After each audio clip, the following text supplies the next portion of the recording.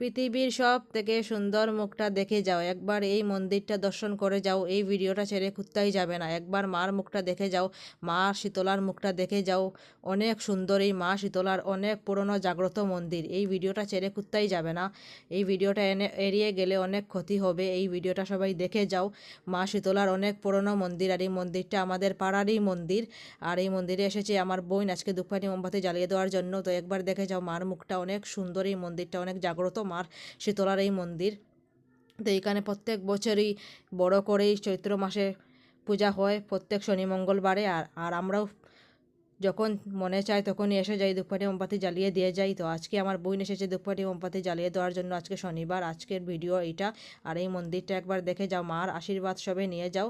আর মার কৃপায় সবার দুঃখ কষ্ট যেন দূর হয়, সবার শরীর যেন সুস্থ থাকে, ভালো থাকে, সেটাই আমি চাই।